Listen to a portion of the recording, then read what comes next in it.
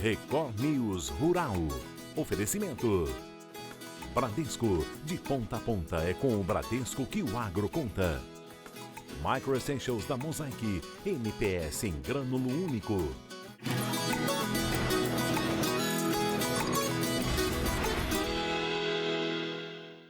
Oi, bom dia para você. O Record News Rural está no ar. A Associação Brasileira de Proteína Animal assinou com os Estados Unidos um acordo de cooperação em prol ao mercado avícola. A ideia é trabalhar em conjunto para a superação de temas que dificultam o fluxo e impactam a oferta global de produtos. Em Paris, os presidentes da Associação Brasileira de Proteína Animal, Ricardo Santin, e da USAPEC, Greg Taylor, assinaram um memorando que estabelece um trabalho de cooperação em prol de questões que impactem o comércio mundial de produtos avícolas. O documento estabelece encontros bilaterais para estimular o intercâmbio de informações e o fortalecimento das ações, em especial em temas como saúde animal, disponibilidade de grãos para ração e combustível, uso e disponibilidade de água, biossegurança, segurança alimentar, resíduos, gerenciamento de sólidos e meio ambiente. O presidente Greg Taylor e eu renovamos um mandato que já havia sido feito lá atrás pelo presidente Turri e o presidente Jim Sumner, reforçando a parceria dos dois maiores produtores e exportadores mundiais de carne de aves. Temas como sustentabilidade, como bem-estar animal, temas como o uso de antimicrobianos e a defesa do comércio para garantir a segurança alimentar estão contidos nesse memorando de entendimento, que reforça essa parceria visada entre nossos países e ajuda na segurança alimentar global. As variações climáticas não têm dado sossego aos produtores de trigo no sul do país. Primeiro foi a falta de chuva e agora o excesso. Meses atrás, os baixos volumes de chuva preocupavam os produtores de trigo do sul do país, principalmente no Paraná. Agora, a chuva em excesso pode prejudicar as lavouras, que atualmente estão em fase final de ciclo. Ano passado, o Paraná foi o maior produtor do cereal no Brasil e neste ano deve ficar com a segunda colocação. Até o momento, a SEAB Ideral aponta que 79% da área de trigo do Paraná já foi colhida. Pesquisadores do CPEA indicam que a expectativa ainda é de que o restante das lavouras do estado apresente trigo de melhor qualidade, com rendimento no campo superior ao do cereal que já foi colhido. Mas as recentes chuvas preocupam. No Rio Grande do Sul e em Santa Catarina, as atividades no campo estão no início. Nos dois estados, a colheita soma apenas 1%. Você, produtor rural, sabia que o Bradesco é o maior banco privado, parceiro do agronegócio brasileiro? E sabe por quê? Ele oferece as ferramentas essenciais para qualquer momento do seu ciclo produtivo. E tudo aqui, ó, na palma da sua mão. Eu estou falando do app eAgro. Com ele, você pode pedir seu crédito rural de forma rápida, fácil e 100% online. Você piscou e o dinheiro está na conta? Também pelo app você faz orçamentos e compra de insumos, maquinário e equipamentos das melhores marcas e conhece as principais categorias. Isso e muito mais em poucos cliques no seu celular. Baixe agora o eAgro ou aponte a câmera aqui para este QR Code. Venha conferir tudo de mais moderno para o seu agronegócio e o melhor, com toda a credibilidade do Bradesco, que a gente sabe, né? É indiscutível. eAgro, o parceiro digital do agro. O preço do milho no Paraná cresce e vai na contramão dos valores internacionais. A alta registrada foi de 26% em relação aos valores de outubro de 2023 e na semana passada chegou a quase R$ 56 o saco de 60 quilos. Os números foram divulgados no Boletim de Conjuntura Agropecuária da semana de 11 a 17 de outubro, elaborado pelo Departamento de Economia Rural da Secretaria de Estado da Agricultura e do Abastecimento. O cenário positivo para os produtores paranaenses pode ter como justificativa a valorização cambial. Além disso, a entre-safra contribuiu para uma demanda interna mais aquecida pelo cereal. Embora os preços do milho no Brasil tenham subido, no mercado internacional o que se viu foi uma queda de 12% nas cotações da commodity na Bolsa de Chicago, no mesmo período. No que diz respeito ao plantio da primeira safra de milho 2024 e 2025 no Paraná, 90% da área estimada, de 257 mil hectares, já foram semeadas. 96% das plantações foram avaliadas positivamente. O Grupo Cosan anunciou essa semana aos acionistas e ao mercado em geral a alteração de vários executivos. Na composição da diretoria, Nelson Gomes passará a ocupar a posição de diretor-presidente da Raízen S.A. Marcelo Eduardo Martins, atual diretor vice-presidente de estratégia, assumirá a posição de diretor-presidente da Cosan. E Ricardo Mussa assumirá como diretor-presidente da Cosan Investimentos. Ainda na Raízen, companhia de produção de açúcar e etanol, distribuição de combustíveis, geração de energia renovável e lubrificantes, além da chegada de Nelson Gomes, Rafael Bergman, atual vice-presidente financeiro e diretor de relações com investidores da Rumo S.A., passará a ocupar as funções de diretor financeiro e de relações com investidores da empresa, substituindo Carlos Alberto Bezerra de Moura, que renunciou ao cargo. As mudanças passarão a valer a partir do dia 1º de novembro deste ano. Agora eu tenho um recado campeão da Mosaic para você, produtor. Você gosta de futebol, certo? E sabe quando aparece aquele craque que eleva a performance e resolve no campo? Na sua lavoura, o craque é Micro Essentials da Mosaic, o fertilizante com NPS em um único grânulo, nitrogênio decisivo para o desenvolvimento das plantas, fósforo de alta solubilidade para raízes robustas e maior enchimento dos grãos.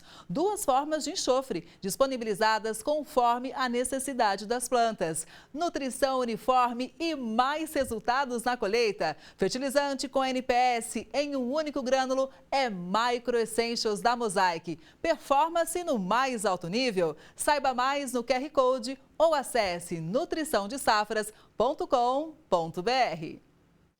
Você sabe para que serve o lúpulo? É a planta responsável por conservar e dar sabor e aroma para a cerveja.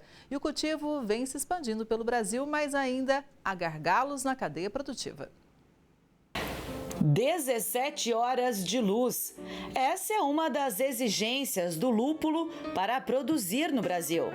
Natural de clima temperado, a planta se tropicalizou com suplementação luminosa, que mantém o ambiente claro pelo tempo necessário. A muda, depois de plantada, é treinada para subir.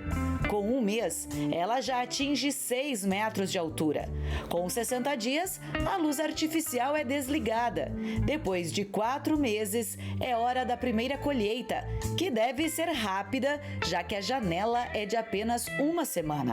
Essa propriedade, localizada em Araraquara, na região central do estado de São Paulo, produz lúpulo em uma área experimental, mas já planeja a expansão.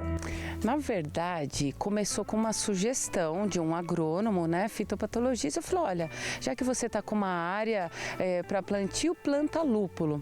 E aí eu pesquisei, comecei a entender o que é o lúpulo e ele acabou virando uma paixão, porque é uma planta que encanta. Esse universo lupuleiro, ele é um universo que encanta. Você começa a estudar e não para nunca mais. No ano passado, o Brasil colheu cerca de 88 toneladas de lúpulo, um aumento de 200% em relação a 2022. Isso representa mais ou menos 1% do que foi consumido pela indústria cervejeira no país. O Brasil é o 3º maior fabricante mundial de cerveja, com uma produção de cerca de 14 bilhões de litros por ano em quase 2.000 estabelecimentos. O lúpulo é um dos 3 componentes necessários para a produção da cerveja. E ele é forte. Dependendo da receita, para cada litro da bebida são necessários de 0,003 até 5 gramas da planta. Os outros ingredientes são água e cevada. O professor Leinig é coordenador de um curso de pós-graduação de técnicas cervejeiras e explica a função do lúpulo. O que importa pra gente no lúpulo é uma coisa chamada alfa-ácido e a qualidade desse alfa-ácido. A cerveja, para dar uma durabilidade maior à cerveja, só que ele acrescenta tons de sabor, de aroma que enobrecem a cerveja. E o lúpulo produzido por aqui tem suas particularidades. Ele tem uma característica de produzir cervejas mais refrescantes, que combina com o nosso calor, O curso administrado na Unesp forma líderes cervejeiros. Além das técnicas, o aluno é instigado a desenvolver sua própria receita, sempre valorizando cada elemento da mistura. Cerveja sem lúpulo não tem graça, ela perde o amargor, ela perde o sabor, ela perde o aroma. E a quantidade de lúpulo que você põe, o tipo de lúpulo que você põe e no momento que você põe, a hora que você vai fazer o mosto, se você põe no início, no meio, no fim, ou se você põe depois mesmo, faz a cerveja passar pelo lúpulo, tudo isso muda o gosto. As cervejas mais amargas, a gente põe o lúpulo no início da fervura. As cervejas mais perfumadas, né, a gente põe o lúpulo no final da fervura. Para a proprietária do Lupulau, o que ainda está amargo são os custos, apesar da alta produtividade.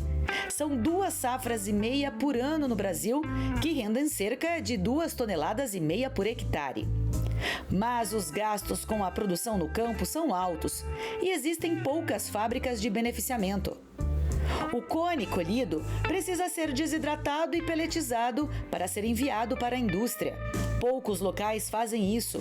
Por isso, a cadeia produtiva do lúpulo está se unindo e se fortalecendo juntamente com um programa do governo do estado de São Paulo que visa fomentar todo o processo, inclusive implantando um centro de beneficiamento. É preciso estudos em engenharia química, embora exista no mundo, a gente precisa tropicalizar essas informações, né? Porque a gente vai começar a ter uma engenharia, um terroir brasileiro dentro dessa tropicalização do clima brasileiro e tudo isso precisa ser muito específico. Então, nesse caso, eu acho que o gargalo do Brasil é a criação dessa indústria de transformação e de beneficiamento do lúpulo. O lúpulo faz parte da família Cannabaceae e também tem propriedades medicinais. E se depender dos apreciadores da bebida alcoólica mais antiga do mundo, o mercado é garantido. O volume de exportação de suco de laranja caiu 26%, mas aumentou 43% na receita no acumulado de julho a setembro, período que representa o primeiro trimestre da safra 2024-2025. Quem chega para fazer um panorama para a gente é Ibiapaba Neto, que é diretor executivo da Citrus BR. Bom dia, Ibiapaba. Seja sempre muito bem-vindo ao Record News Rural. Bom dia, Kelly. É um prazer estar com vocês. Ibiapaba é um setor muito importante que vem apresentando aí resultados desafiadores, né? Porque a gente sabe que o problema está lá na colheita, está lá no campo, né? Tem menos fruta disponível, é isso? Exatamente. Como a gente já vem, inclusive, discutindo aqui com vocês, esse é o 5º ano consecutivo de pequenas e médias baixas e ainda por cima, para coroar esse ciclo, esta safra, a 24-25, ela é a menor safra em mais de 30 anos. Então, o que a gente tem aí realmente é um período bem complicado no sentido da restrição de oferta e, obviamente, isso acaba impactando também nas exportações e, por consequência, no consumo de suco de laranja. Ibiapaba, para a gente entender qual que é o saldo aí do setor, quando a gente fala que o volume de exportação caiu 26%, mas a receita aumentou. A gente entende o quê? Traduzindo isso em relação ao saldo. É um prejuízo? Ainda dá para ter algum certo lucro? Não, o que os dados estão mostrando é que o setor ele está se remunerando bem. A receita ela tem sido elevada. A questão é que se paga mais por uma menor quantidade de produto.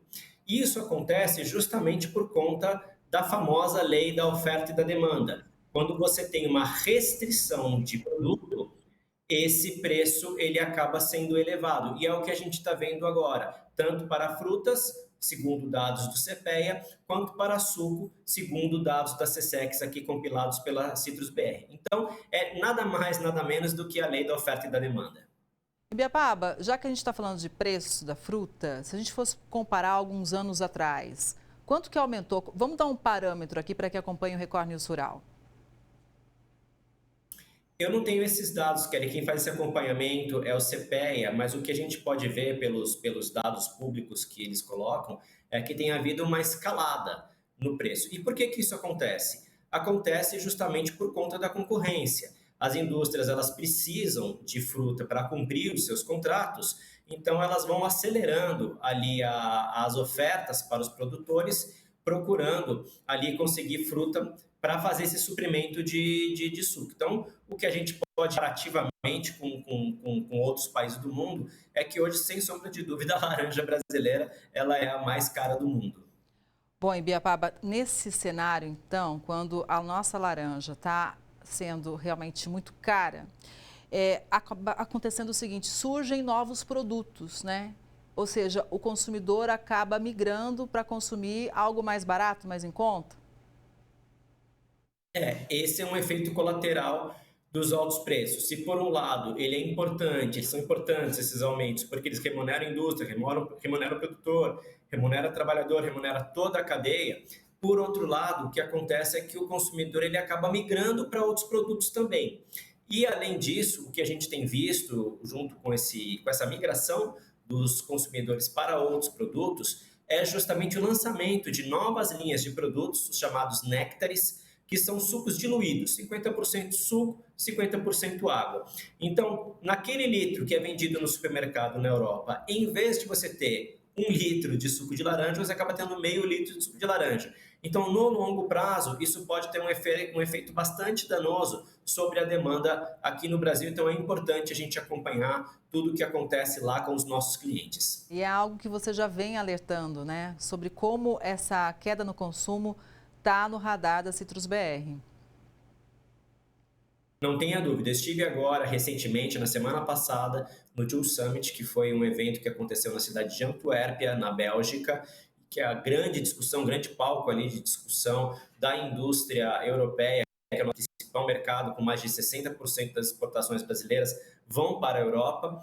E o que a gente viu é essa discussão, a queda no consumo, os clientes muito interessados em saber qual que é o piso desse consumo e quando que este piso vai fazer com que os preços cedam, os preços de suco de laranja cedam. Agora, o que acontece?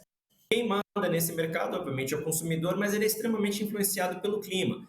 Então, enquanto a gente tiver essa restrição de oferta, em que você tem menos suco, menos fruta para a produção de suco, e esta produção ela está abaixo da oferta, da demanda, aliás, desculpa, o que a gente vai ver é um ambiente propício para a sustentação de preços. À medida que esta demanda ela for caindo e a oferta de fruta ela for se encontrando num novo equilíbrio, pode ser que a gente tenha algum tipo de acomodação. Então é muito importante seguir aí os dados da SECEX, olhar como é que estão essas exportações e, acima de tudo, quando a gente tiver uma nova safra que ela venha mais robusta, entender qual que são os reais patamares de consumo deste mercado. Exatamente. Bom, e de qualquer forma, né, os Estados Unidos também enfrentam grandes desafios climáticos, né? Então, são desafios que não são exclusividade nossa aqui do Brasil, não é? Exatamente. A gente viu agora o Departamento Americano, Departamento de Agricultura dos Estados Unidos, divulgar uma estimativa de safra de 15 milhões de caixas, isso antes do furacão Milton.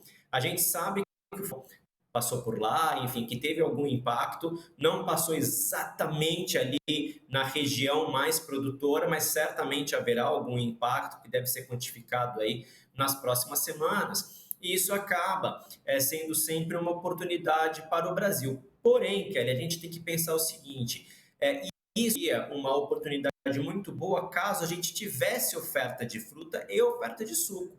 Então, hoje, o que a gente está vendo é o seguinte, é um cenário que a produção nos Estados Unidos cai por conta do greening, ela cai por conta de efeito de furacão e nós, brasileiros, não temos suco suficiente para suprir essa demanda adicional.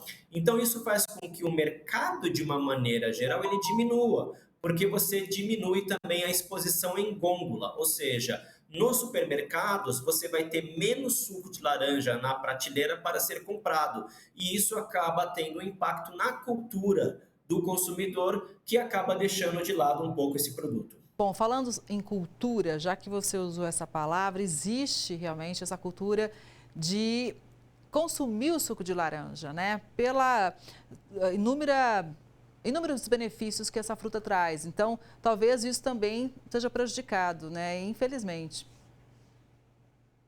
O suco de laranja é uma super bebida, né? Um super alimento. Ele é literalmente um alimento líquido que fornece não só vitamina C, mas folatos, uma série de nutrientes que são importantíssimos. O consumidor, além da informação, que é algo absolutamente fundamental para que ele entenda a decisão de compra dele e ele passe a consumir aquele produto, ele tem que ter também a disponibilidade, a acessibilidade. E a acessibilidade do produto ela é importantíssima.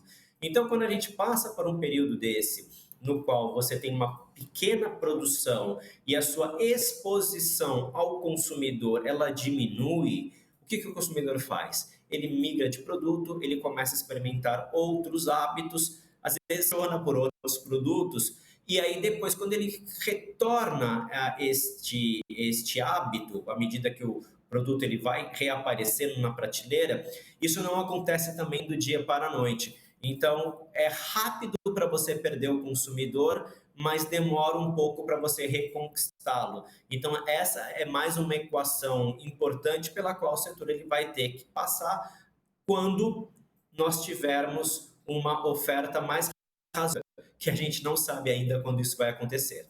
De qualquer forma, Ibiapaba, a Europa continua sendo o nosso principal mercado, né? A Europa é o nosso principal mercado, com cerca de 65% das nossas exportações, seguidas ali pelos Estados Unidos, com mais ou menos ali 25%, e aí depois nós temos os asiáticos, a gente tem a China e o Japão.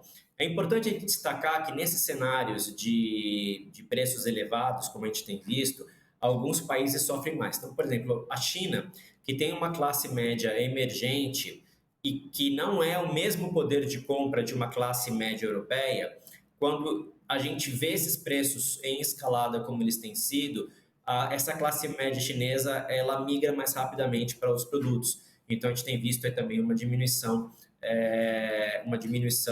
no mercado chinês. No Japão, que é um país que tem uma renda um pouco mais elevada, o que a gente percebe é que essa diminuição ela é um pouquinho menor. Então, ele é um país um pouco mais estável, porque aqui também a renda é um pouco mais elevada. Então, cada país ele funciona de uma maneira diferente. Todos eles, obviamente, são sensíveis a preços, mas quanto maior a disponibilidade de outros produtos ou quanto maior a elasticidade de preço, ou seja, a forma como o consumidor ele migra de um produto para o outro, mais rápida vai ser essa sua queda. Então, são aspectos pelos quais a gente tem que ficar muito atento nesse setor. E um outro ponto que a Citrus BR sempre está muito atenta, né, Ibiapaba, é em relação aos concorrentes. Inclusive, você já trouxe informações aqui em outras oportunidades que eram de primeira mão, né? Então, hoje, a gente já falou dos Estados Unidos, que sofre realmente com a produção, aqui também o nosso cenário, mas o que está no radar da Citrus BR em relação à concorrência? Esse é um aspecto muito interessante, Kelly, porque quando os preços eles sobem no mercado internacional, mesmo quem não é muito competitivo, ele passa a se tornar mais competitivo porque os preços estão valorizados. Então, a gente chamou aqui a atenção do caso do Egito, que já era o segundo maior fornecedor de suco de laranja para a Europa. Na época foi uma informação de primeira mão que a gente trouxe para vocês. Vou trazer uma segunda aqui, informação de primeira mão para vocês também.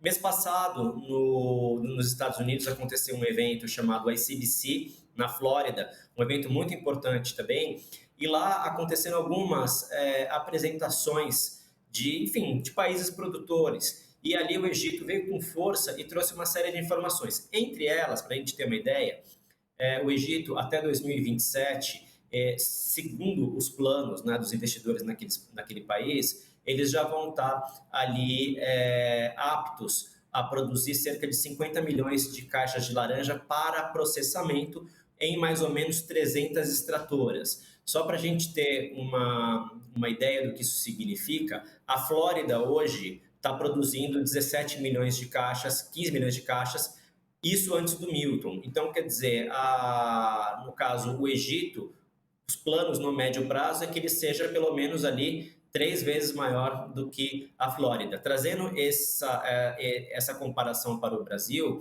hoje o Triângulo Mineiro, que é a nossa segunda região, ela produz ali em torno de 20 milhões de caixas. Então, o Egito está com planos de ser maior já do que o nosso Triângulo Mineiro.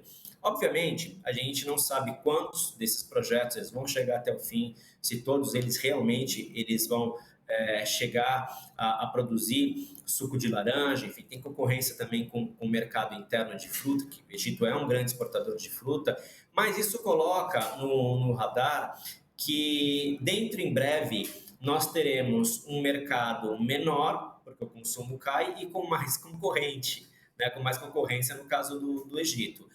Claro que a gente confia muito na capacidade da indústria brasileira, que é extremamente competitiva. Então, no longo prazo, a gente entende que o Brasil vai continuar sendo competitivo e vai continuar sendo o principal player aí no mercado internacional. Mas a gente tem que se acostumar com a ideia de que outros fornecedores eles também vão entrar, e aí é uma briga, né? Quem for mais competente, enfim, que entregue aí o seu produto com da melhor forma possível. O que eu sei é o seguinte, Kelly, o suco de laranja brasileiro ele é imbatível do ponto de vista de qualidade e também de conformidade, que a gente sabe que a produção ali no Egito tem também lá os seus problemas, e a turma que fica olhando muito para questões de sustentabilidade, questões sociais, qualidade do trabalho, entre outras coisas, tem que ficar atenta também. Esse nosso setor é muito forte mesmo. Agora, Ibiapaba, eu acho muito importante a gente sempre trazer para a nossa análise um ponto fundamental para o brasileiro, né? Que muitas vezes está aqui e fala, mas o que eu tenho a ver com o mercado internacional, com a exportação? Porque é o seguinte, né? A exportação, ela gera emprego e renda aqui no nosso país. E esse é um setor muito importante quando a gente fala de emprego. Não tenha dúvida, a citricultura ela é responsável por mais de 200 mil empregos diretos e indiretos e é muito importante gerando mais de 50 mil vagas por ano só no trabalho da safra. A safra da laranja ela é toda colhida manualmente, ainda não existe uma máquina que possa fazer essa colheita, a gente está longe, infelizmente, dessa tecnologia. Então, toda a colheita ela é feita por mãos humanas. Então, por conta disso, você acaba gerando muito emprego. E só para a gente trazer aqui uma referência aqui para a audiência, Kelly, numa safra grande, nessa um pouco menos, mas numa safra grande, aí uma pela outra, são colhidas por mãos humanas cerca de 100 bilhões de frutas. Bilhões com B de bola mesmo. Então, você imagina, quer dizer, que durante um ano você precisa de um exército de gente para colher 100 bilhões de frutinhas ali, árvore a árvore. Então, o que a gente costuma dizer é que não é só um emprego, é um bom emprego, porque são empregos formais, que tem todo o recolhimento para a Previdência, todas as proteções legais que o trabalhador precisa ter. Então, isso tem um efeito muito importante para quem trabalha, para quem emprega e, acima de tudo, para o país, porque está contribuindo aí fortemente com o sistema previdenciário e trazendo desenvolvimento e renda para o interior do país. Ibiapaba, esse espaço aqui do Record News Rural é muito bacana, porque é uma oportunidade de todo mundo conhecer melhor cada setor, a gente ouvir as demandas, os desafios e também a gente tem muito orgulho do nosso agro, né? A gente sabe realmente da qualidade do nosso suco de laranja, estamos sempre de portas abertas, viu? Um bom dia para você. Eu que agradeço sempre esse espaço incrível que vocês têm aqui. Conte com o setor de suco de laranja e vou tomar liberdade de sempre que a gente tiver alguma novidade, oferecer aqui para vocês. Fechado, tá combinado, viu? Um bom dia para você e até a próxima. E o Record News Rural de hoje vai ficando por aqui. Muito obrigada pela sua audiência. A gente se vê no próximo programa. Até lá!